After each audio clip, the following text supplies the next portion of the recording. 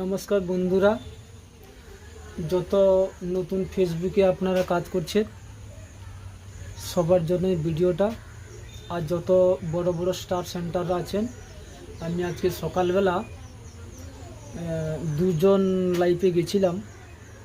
একটাতে 1 ঘন্টা 10 মিনিট মতন ছিলাম, আর একটাতে ছিলাম 1 ঘন্টার 40 মিনিট মতন ছিলাম। তো আমার নাম একবারই পড়েছিল, দীপক বেরা বলে।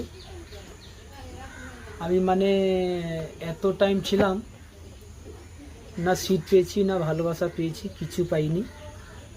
তো সেই জন্য বলছি, আমাদের যত নতুন ভাই বোনরা আছে, তোমরা যখন বড় স্টার সেন্টারদের কাছে যাবেন একটু সাবধান।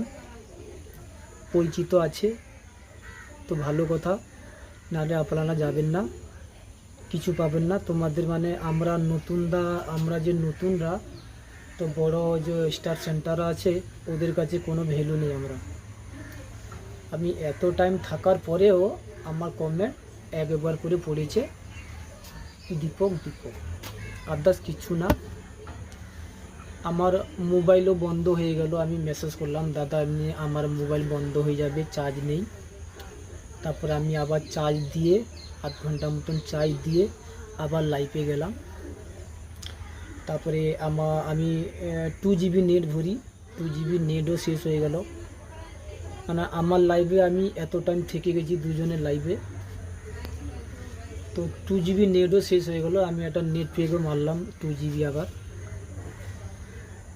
যে তারপরেও মোবাইল চার্জ দিয়ে 8 ঘন্টা কি 40 মিনিট ছিলাম, তারপরে তার লাইভটা অফ করে দিল। তো সবাই দিদি ভাই এবং দাদা ভাইরা, আপনারা যখন বড় স্টার সেন্টারদের কাছে যাবেন, পরিচিত আছে তো খুবই ভালো কথা। আর যদি পরিচিত নেই, তাহলে আমার হিসাবে না যাওয়াটা ভালো। কেন ওদেরকে টাইম দিয়ে কোনো লাভ নেই। আমরা যে আরও যে যারা লাইভ করেন আমাদের পরিচিত, ওদেরকে বঞ্চ 1 ঘন্টা 2 ঘন্টা টাইমিং দিয়ে দিবে, ভালোবাসাও পাবেন, সিটও পাবেন। খুবই ভালো লাগে আমার।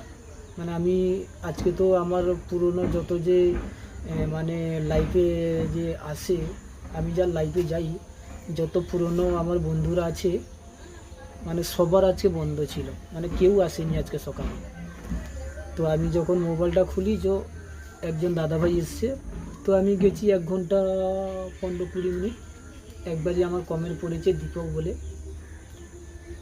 তারপরে আর কিছু না।